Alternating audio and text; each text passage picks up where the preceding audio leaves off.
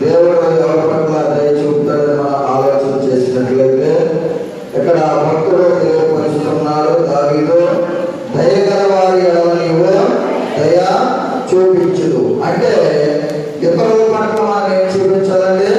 దయ అనేది చూపించాలి. ఇతరుల పట్ల మనం దయ చూపించినప్పుడు దేవుడు మనకు కూడా ఏం చూపిస్తాడంటే దయ అనేది చూపిస్తాడు. దయ అనేది లేకపోతే అనుగ్రహింపజేస్తాడు. ఈ రోజున చూడండి, అనేక మందికి మనం ఆర్థిక ఇబ్బందుల్లో ఉన్నారని, కష్టాల్లో ఉన్నారని, శ్రమల్లో ఉన్నారని, లేకపోతే వాడు మన దగ్గరకు వచ్చి సహాయాన్ని కోరుకుని ఉన్నారని మనం ఏం చేస్తామంటే వారికి సహాయం చేస్తాం. కానీ తిరిగి వాళ్ళు మనకి దయను చూపించుకోకుండా వారు ఏం చేస్తారంటే మోసం చేస్తారు. అన్యాయంగా మన ద్వారా పేరు పొందుతూ ఉంటారు, మోసం చేస్తారు. అది మానవుని యొక్క నైజం. కానీ దేవుడు ఎప్పుడైతే ఇతరుల పట్ల మనము దయ చూపిస్తామో మన పట్ల కూడా దేవుడు ఏం చేస్తాడంటే దయ అనేది దేవుడు చూపిస్తాడు. సామెతల గ్రంథంలో మనం చూసినట్లయితే చూడండి, 3వ అధ్యాయము 34వ వచనంలో చక్కటి మాట మనం కనబడుతుంది. చూడండి, జ్ఞాని అయినటువంటి సొలొమోను తెలియపరుస్తున్నటువంటి మాటను ఒకసారి మనం జ్ఞాపకం చేసుకున్నట్లయితే చదవం. అపహాసకులను ఆయన అపహసించును, దీనుల ఎడల ఆయన దయ చూపును. చూడండి, ఈ రోజున మనం చూసినట్లయితే మనం ఇతరులకు ఏం చూపించామండి? దయ అనేది చూపించాం. ఒకవేళ మన ఇంట్లో ఏదైనా సమస్య వచ్చినా, కష్టం వచ్చినా, శోధన కలిగినా, ఇబ్బంది కలిగినా కానీ వారు అపహాస్యంగా ఉండి మనల్ని ఏమన చేయొచ్చు, లేకపోతే లేనిపోని కఠినమైనటువంటి మాటలు మనల్ని అనొచ్చు. కానీ మనం ధ్యానత్వం కలిగి నడుచుకున్నప్పుడు, దీనులుగా మనం ఉన్నప్పుడు దేవుడు తెలియపరుస్తున్నటువంటి చక్కటి మాట మనము జ్ఞాపకం చేసుకున్నట్లయితే అపహాసకులను ఆయన అపహసించును, దీనులను ఆయన దయ చూపును. ఈ రోజున దీనులు కలిగి మనం జీవించినప్పుడు, దీనత్వం కలిగి మనం నడుచుకున్నప్పుడు దేవాది దేవుడు మన పట్ల ఏం చూపిస్తారంటే దయ అనేది ఆయన చూపిస్తారు. అందుకే ఈ రోజున దేవుని యొక్క దయ మనకు కావాలంటే మనలో ఏముండాలంటే దీనత్వం అనేది కలిగి ఉండాలి. ఆ దీనత్వం అనేది ఎవరైతే కలిగి ఉంటారో వారి మీద దేవుని యొక్క దయ అనేది అనుగ్రహింపబడుతుందని పరిశుద్ధ గ్రంథం తేటగా మనకి తెలియజేస్తుంది. రూతు గ్రంథంలో కూడా మనం చూసినట్లయితే చూడండి, 1వ అధ్యాయము 8వ వచనాన్ని ఒకసారి మనము జ్ఞాపకం చేసుకున్నట్లయితే పరిశుద్ధ గ్రంథంలో నుంచి దేవాది దేవుడు తెలియపరుస్తున్నాడు. చూడండి, నయోమి తన ఇద్దరు కోడళ్లను చూసి, మీరు మీ తల్లుల యందు తిరిగి వెళ్ళి చెడిపోయిన వారి ఎడలను నా ఎడలను మీరు దయ చూపునట్లు యెహోవా మీ ఎడల దయ చూపును గాక. చూడండి, ఇక్కడ మనం చూసినట్లయితే దేవుడు అంటే చెడిపోయిన వారి ఎడల దయ చూపుతాడంట, బ్రతుకున్న వారి ఎడల కూడా ఏం చేస్తాడంటే దయ అనేది చూపుతాడు. నయోమి తన యొక్క ఇద్దరు కోడలతోటి తెలియపరుస్తున్నటువంటి మాట, నా ఎడల మీరు దయ చూపినట్లయితే దేవుడు మీ ఎడల కూడా దయ అనేది చూపుతాడు. అందుకే దేవుడి యొక్క దయ మనకు కావాలంటే మన ఇతరుల పట్ల ఏం చూపాలంటే దయ అనేది చూపాలి. ఇతరుల పట్ల మనం దయ చూపుకోకుండా అనేక మంది చూడండి ఎంతో కోపంగా, ఎంతో దుర్మార్గంగా ఏం చేస్తారంటే వారు మాట్లాడుతూ ఉంటారు. లేకపోతే మన మీద ఊరికే ఏమీ మాట్లాడుకోకుండా వారు ఏం చేస్తారంటే మన మీద అనేకమైనటువంటి నిందలు, అనేకమైనటువంటి లేకపోతే ఇబ్బందులకు మనం ఏం చేస్తారంటే గురి చేసే వారుగా ఉంటారు. అయినప్పటికీ కూడా మనం ఏం చేయాలంటే ఇతరుల పట్ల దయ చూపినప్పుడు దేవాది దేవుడు మన పట్ల కూడా ఏం చేస్తారంటే దయ అనేది చూపుతాడు. ఆ దయ మనకు కావాలంటే ఇందాక మీకు తెలియపరిచాను, దీనత్వం కలిగి ఎవరైతే జీవిస్తారో, నడుచుకుంటారో వారి పట్ల దేవాది దేవుడు ఏమి చూపిస్తారంటే దయ అనేది చూపిస్తారు. మనం ఆదికాండంలో మనం చూసినట్లయితే చూడండి, ఎలియాజరు తెలియపరుస్తున్నాడు. ఆదికాండంలో 24వ అధ్యాయము 49వ వచనం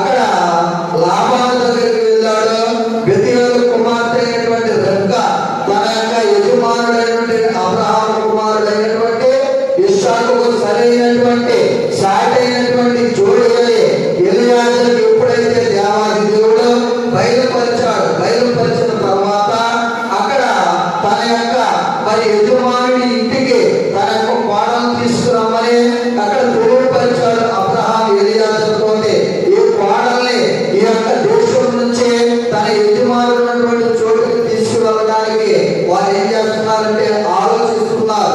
అప్పుడు ఇక్కడ ఎలియాజరు తెలియపరుస్తున్నటువంటి మాట ఒక్కసారి మనం జ్ఞాపకం చేసుకున్నట్లయితే ఏమని తెలియపరుస్తున్నాడంటే, కాబట్టి నా యజమానుని ఎడల మీరు దయలో నమ్మకములో కనపరచండి. చూడండి ఏమని తెలియపరుస్తున్నాడంటే, మొట్టమొదటిగా నా యజమానుని ఎడల మీరు దయలో నమ్మకాన్ని కనపరచమని ఏం చేస్తున్నాడంటే తెలియపరుస్తున్నారు. ఇతరుల పట్ల ఎప్పుడైతే మనము దయ చూపుతామో అప్పుడే మన పట్ల దేవాది దేవుడు కూడా ఏం చేస్తాడంటే దయ చూపుతారు. అనేక సార్లు మనం అనుకుంటాం ఏంటంటే దేవుని యొక్క దయ అనుకుంటే చాలా అనుకుంటాం, కానీ దేవుని దయతో పాటు మనుషుల దయ అనేది మనకి ఉండాలి. అందుకే మన ప్రభు అయిన యేసుక్రీస్తును మనం చూసినట్లయితే దేవుని దయ ఉందిగా మనుషుల దయను కూడా ఏం చేసుకుంటూ వచ్చాడంటే ఒత్తిడితో వచ్చాడు. అందుకే మనకి మనుషుల దయ అనేది కావాలి.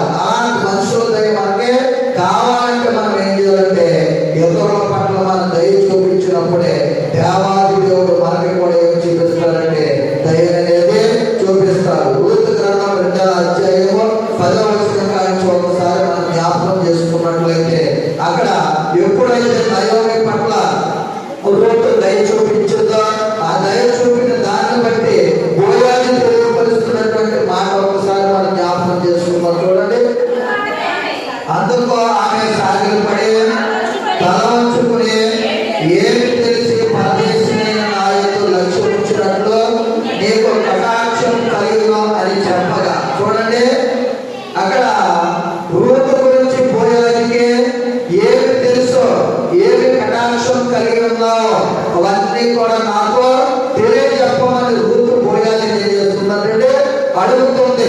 రూతును మనం చూసినట్లయితే బోయాజు పొలంలోకి వెళ్ళి పడగేరుకుని తన యొక్క అత్తను ఏం చేస్తున్నట్టే పోషిస్తుంది. అందుకే బోయాజు తెలియపరుస్తున్నటువంటి మాటను ఒకసారి మనము జ్ఞాపకం చేసుకున్నట్లయితే బోయాజు నీ పెరిమిటి మరణమైన తరువాత నీవు నీ అత్తతో చేసినదంతా నాకు తెలియబడింది. చూడండి, ఆమె చెప్పుకోవట్లేదు ఇదిగో మా అత్త ఎదురాలుగా ఉంది, నేను ఎదురాలుగా ఉన్నానని చెప్పుకోవట్లేదండి.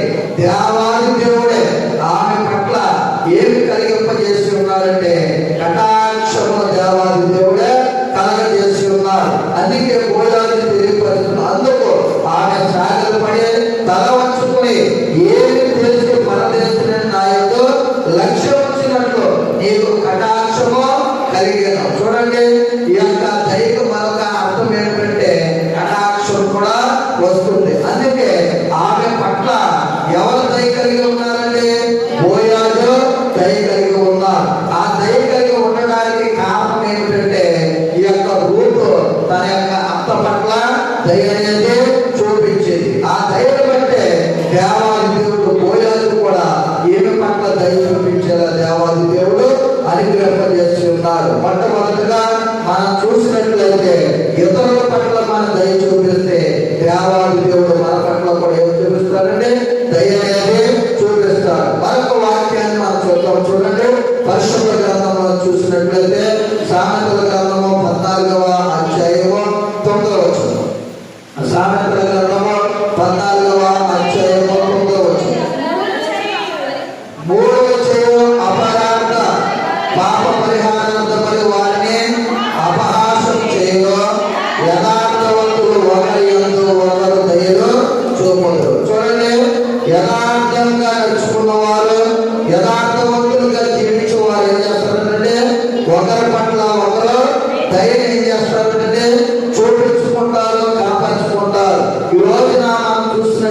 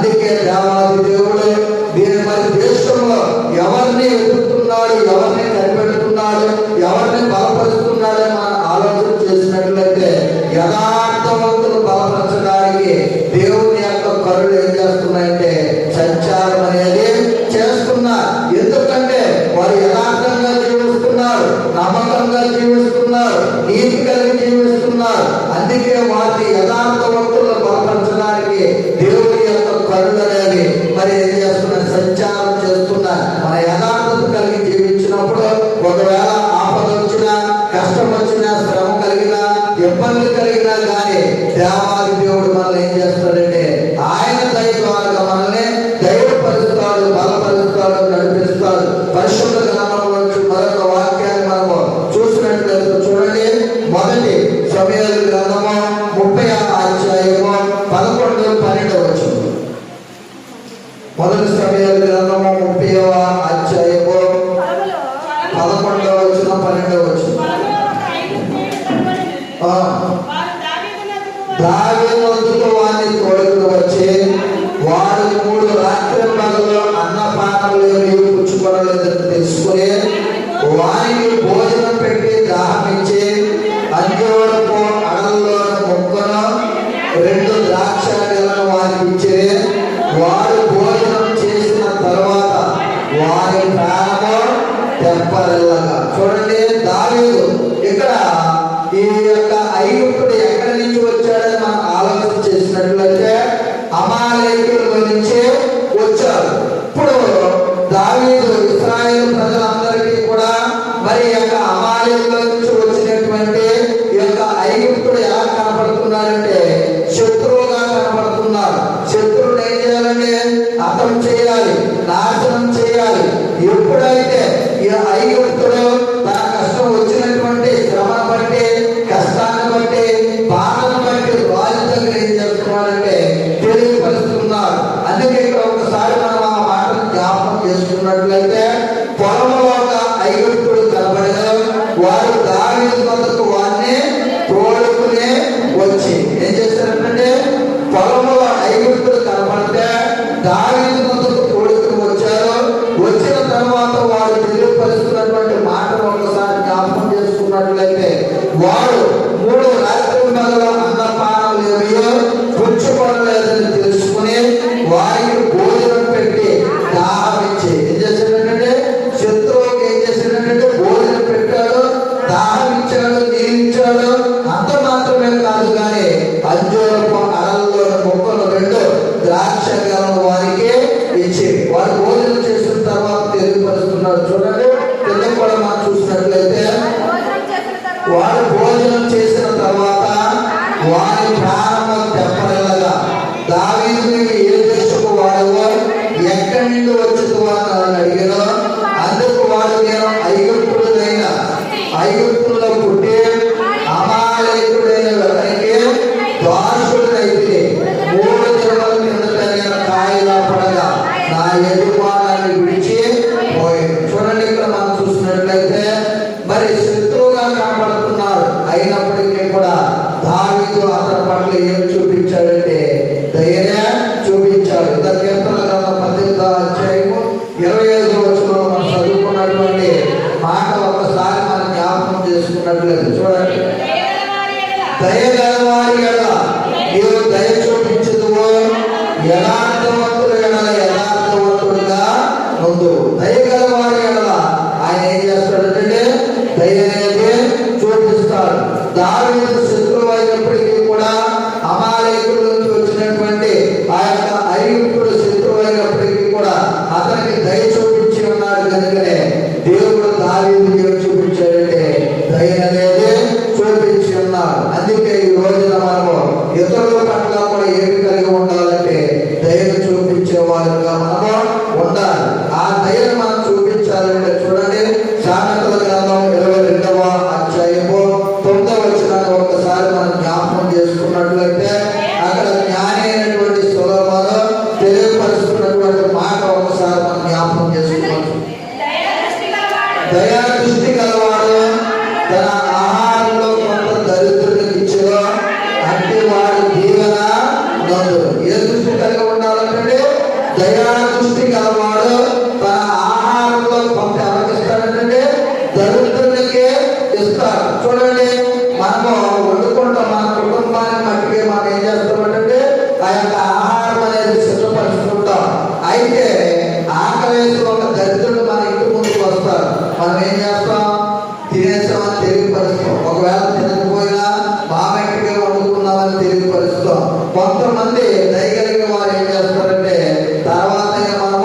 వండుకోవచ్చని వారు వండుకున్న దాంట్లోనే కొంచెం వారికి ఏం చేస్తారంటే పెడతా.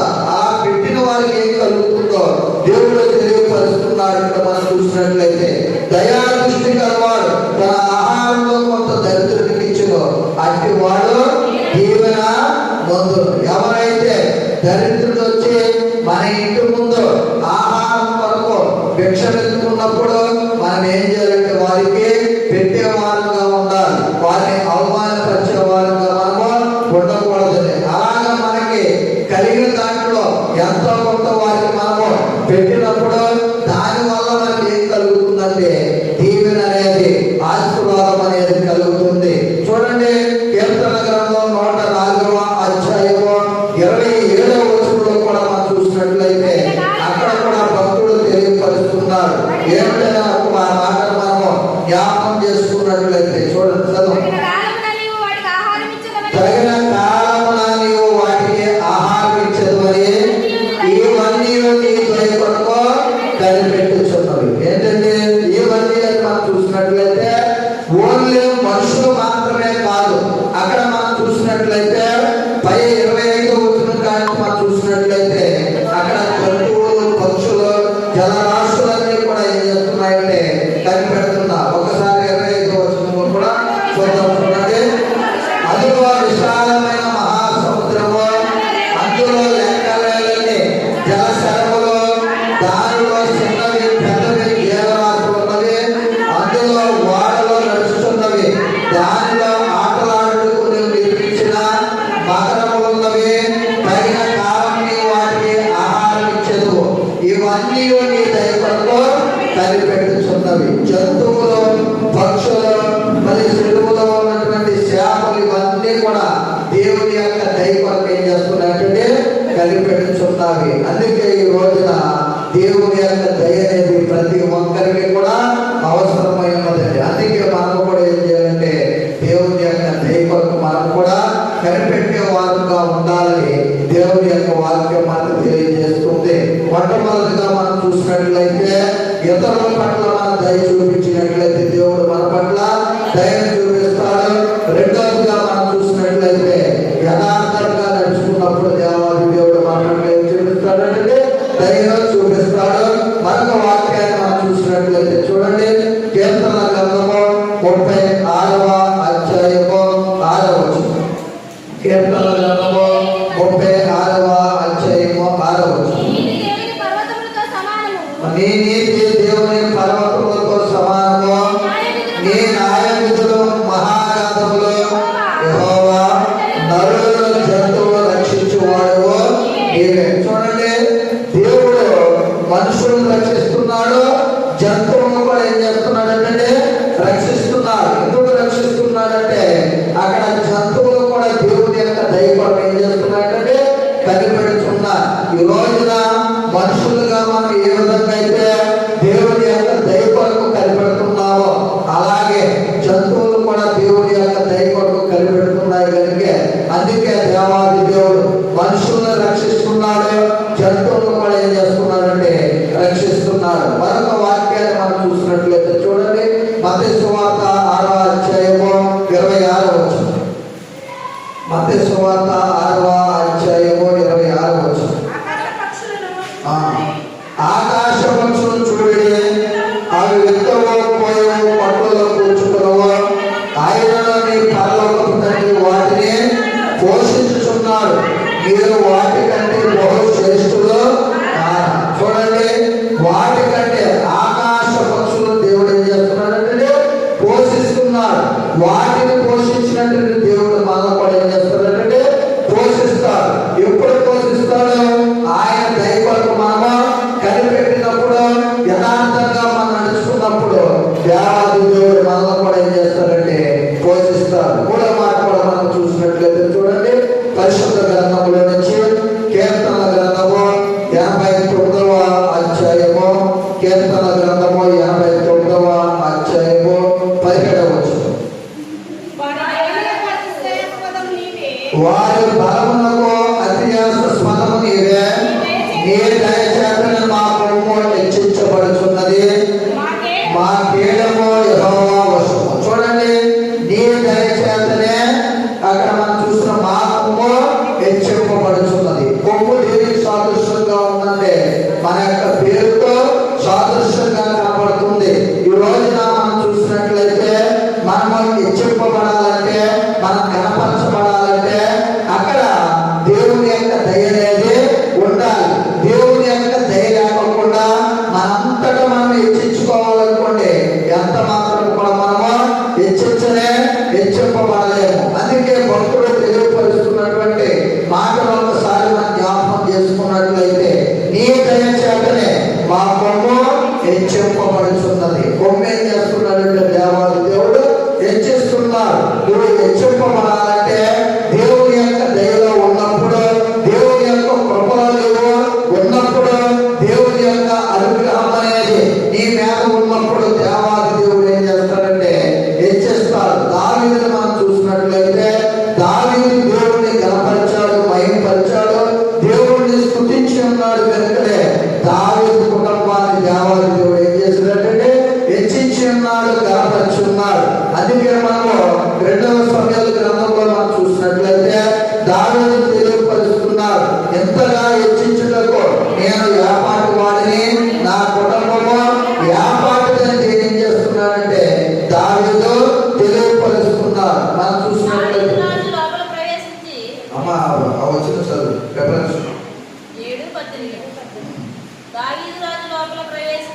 దావీదు రాజు లోపల ప్రవేశించి యెహోవా సన్నిధిలో కూర్చుండి ఎలాగో మనం చేసేదో, నా ప్రభువా యెహోవా, ఎంతగా నీవు నన్ను హెచ్చించుటకు నేను ఎంతటి వాడనో, నా కుటుంబము యాపాటిది, ఎంతగా హెచ్చుగా చేసినదంతయో నీ దృష్టికి కొంచెమైనా మానవుల పద్ధతిని బట్టి బహుకాలం జరిగిన తర్వాత నీ దాసుడైన నా సంతానము కలుగుబోవుదాన్ని గూర్చి నీవు సెలవిచ్చి ఉన్నావు.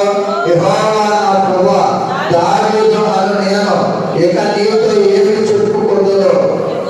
యెహోవా నా ప్రభువా, నీ దాసుడైన నన్ను నీవు ఎరిగి ఉన్నావు. చూడండి, దావీదు దేవుడిని ఎరగడం ద్వారా, తెలుసుకోవడం ద్వారా, దేవుడిని స్తుతించడం ద్వారా, దేవుడిని గణపరచడం ద్వారా ఎన్నికైనటువంటి దావీదు కుటుంబాన్ని దేవాది దేవుడు ఏం చేసినట్టే హెచ్చించాడు, గణపరిచాడు.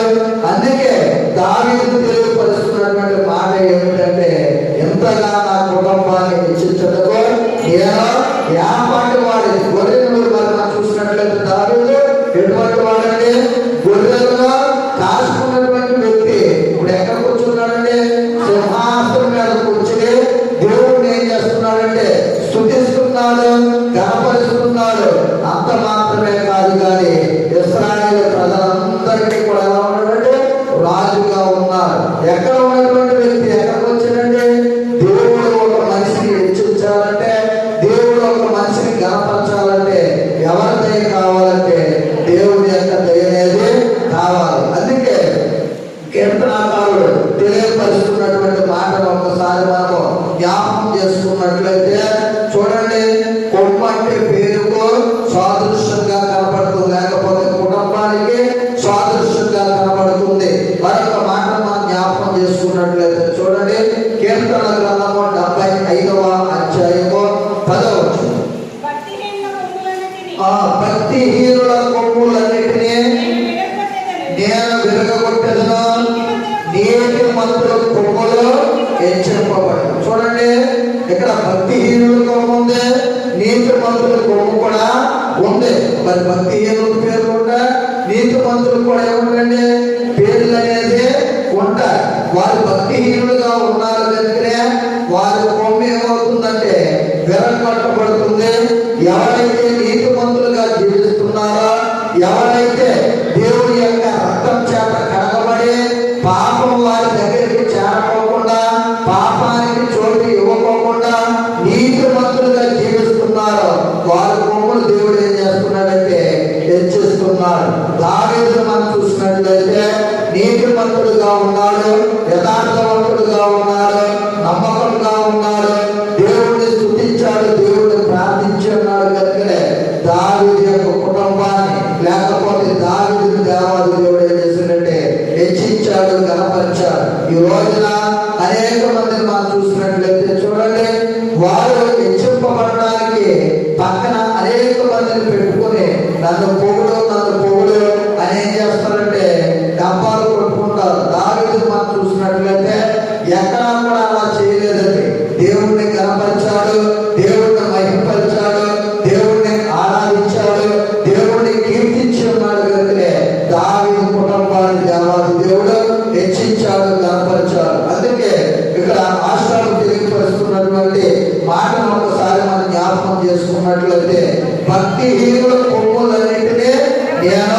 వెలగొట్టేదను. భక్తిహీనులుగా ఎవరైతే ఉన్నారో వారందరినీ కూడా దేవుడు ఏం చేస్తాడంటే వెలగొడతాడు, నాశనం చేస్తాడు, పతనం చేస్తాడు.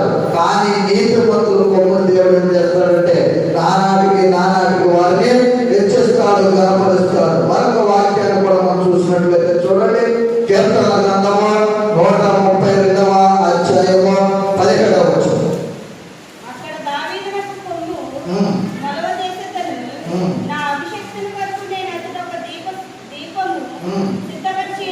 దీపమును సిద్ధపరిచి ఉన్నాను. చూడండి, అక్కడ దావీదునకు కొమ్ము మొలవ చేసేది. చూడండి, దేవాది దేవుడే దావీదు పట్ల దయ చూపించి తన యొక్క పేరుని ఏం చేస్తున్నాడంటే ప్రతిష్ట అంటే మనం చూసినట్లయితే వ్యాపింపజేస్తున్నాడు. దావీదును మనం చూసినట్లయితే నలువైపులా కూడా దావీదు యొక్క గొప్పతనం గురించి, దావీదు దేవుడి పట్ల ఏ విధంగా నడుచుకున్నాడో, ఏ విధంగా దేవుడిని కనపరిచాడో, మహిమపరిచాడో అవన్నీ కూడా ఏం చేస్తున్నాడంటే నలుదిశలో వ్యాపింపజేస్తున్నాడు. అక్కడ దావీదు కొమ్ము మొలవ చేసేది. నా అభిషేకుల కొరకు నేను నచ్చట నా దీపమును సిద్ధపరిచి ఉన్నాను. అభిషేకుల కొరకు ఒక దీపాన్ని దేవాది దేవుడు ఏం చేశాడంటే ముందుగానే సిద్ధపరిచి ఉన్నాడు. మరొక వాక్యం మనం చూద్దాం. చూడండి, కీర్తన గ్రంథము 89వ అధ్యాయము 24వ వచనం. నా విశ్వాసతయు నా కృపయు అతనికి తోడైందులో నా నామమును బట్టి అతని కొమ్ము హెచ్చింపబడి. చూడండి, ఎవరి నామాన్ని బట్టి దేవుడంటే దేవుని యొక్క నామాన్ని మనం ఎప్పుడైతే స్మరణకు తెచ్చుకుంటామో, ఆయన యొక్క నామాన్ని బట్టి, ఆయన పరిశుద్ధమైనటువంటి నామాన్ని బట్టి మన కొమ్మును ఏం చేస్తాడంటే హెచ్చిస్తాడు, గణపరుస్తాడు. దావీదు ఇక్కడ మనం చూసినట్లయితే దేవాది దేవుడు నా విశ్వాసతను నా కృపయు అతనికి తోడై ఉండెను, నా నామమును బట్టి అతని కొమ్ము హెచ్చింపబడెను. దేవాది దేవుడు మన కొమ్ము హెచ్చింపబడాలంటే ఆయన నామాన్ని ప్రతిరోజు కూడా మనము స్మరణ చేసుకునే వారుగా ఉండాలి, జ్ఞాపకం చేసుకునే వారుగా ఉండాలి.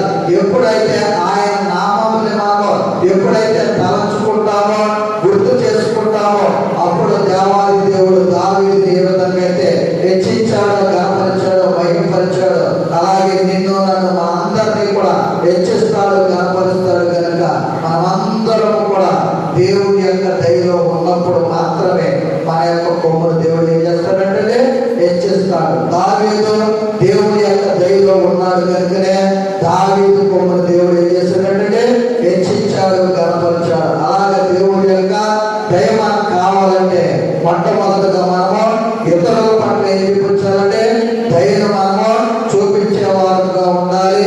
అప్పుడు దేవుడు మన పట్ల దయ చూపించేవాడుగా ఉంటాడు.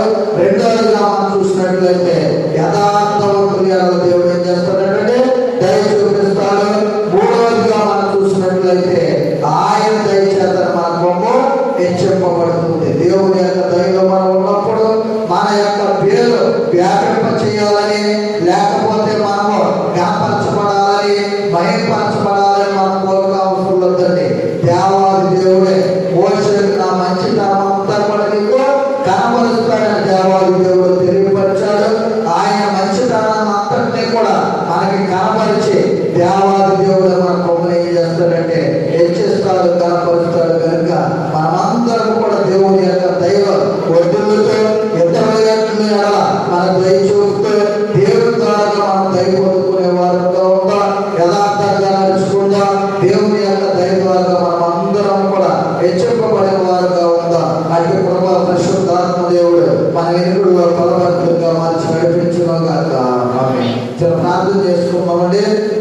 కళ్ళు వస్తున్నట్లయితే చిన్న ప్రార్థన. మహాపరిశుద్ధమైన మా పరలోకపు తండ్రి, గరుడమైన దేవాన్ని ఘనమైన నామాన్ని బట్టి నీ స్తోత్రాలు చెల్లిస్తున్నామయ్యా. ఈ యొక్క రాత్రికాల సమయం అందు ప్రభా నీ దయ కొరకు తండ్రి, ఇదిగో ప్రభు 3 మాటలు తెలియపరిచారు తండ్రి. ఇదిగో మేము ఇతరుల ఎడల దయ చూపినట్లయితే మీరు మా పట్ల దయ చూపుతారని ప్రభా. రెండవదిగా యథార్థవంతులుగా మేము నడుచుకున్నప్పుడు ప్రభా, యథార్థవంతులుగా జీవించినప్పుడు ప్రభా మేము ఆయన చేసే పరిస్థితి యొక్క దయ మేము పొందుకుంటామని. మూడవదిగా చూసినట్లయితే ప్రభా